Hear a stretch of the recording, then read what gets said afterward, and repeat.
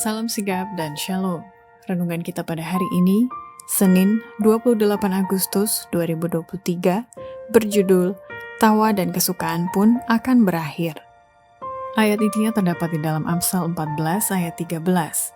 Di dalam tertawa pun hati dapat merana, dan kesukaan dapat berakhir dengan kedukaan.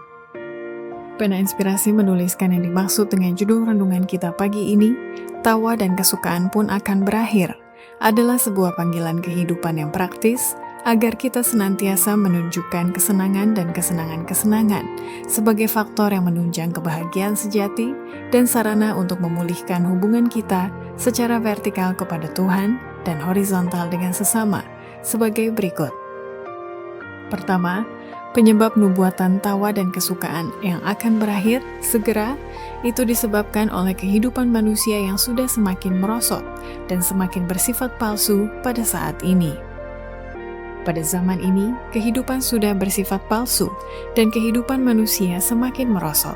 Jikalau kita kembali sepenuhnya kepada kebiasaan-kebiasaan sederhana dari orang-orang yang dahulu, maka kita mempelajari pelajaran-pelajaran yang akan membuat waktu-waktu rekreasi kita sesuai dengan namanya, yaitu suatu saat yang akan membangun tubuh, pikiran, dan jiwa. Kedua, dikarenakan nubuatan tawa dan kesukaan yang akan berakhir segera, maka sebagai orang beriman perlu mendisiplin diri dalam peraturan jam bekerja dan jam tidur untuk supaya kita bisa menghidupkan prinsip pertarakan. Haruslah diterapkan dengan berhati-hati peraturan jam bekerja dan jam tidur. Kita harus mengambil waktu untuk istirahat, waktu untuk berkreasi, dan waktu untuk bereaksi, dan waktu untuk berpikir. Prinsip-prinsip pertarakan ini disusun lebih luas daripada apa yang dipikirkan orang banyak. Ketiga, salah satu cara mengantisipasi nubuatan tawa dan kesukaan yang akan berakhir segera, maka kita perlu melatih pikiran agar terpelihara sehat, melalui rekreasi di udara terbuka, sambil merenungkan pekerjaan Allah di alam, yang akan mendatangkan keuntungan yang besar bagi pemulihan dan pemeliharaan pikiran dan tubuh. Ada beberapa cara berekreasi yang sangat berguna kepada pikiran maupun kepada tubuh kita. Pikiran yang telah mendapat suatu penerangan yang sudah dapat membedakan mana yang lebih baik akan menemukan banyak cara untuk mengadakan penghiburan dan gerakan pengalihan, bukan hanya dengan cara mendatangkan dosa, tetapi yang mengandung pelajaran. Rekreasi di udara terbuka, merenungkan pekerjaan Allah dalam alam akan mendatangkan keuntungan yang besar.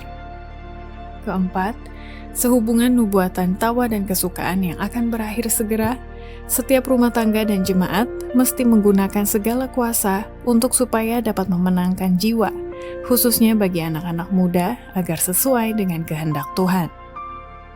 Allah mau supaya setiap rumah tangga dan jemaat menggunakan kuasa memenangkan jiwa untuk menarik anak-anak agar jauh dari kesenangan-kesenangan dunia yang menggoda dan dari pergaulan mereka yang akan mempengaruhi kecenderungan berbuat jahat.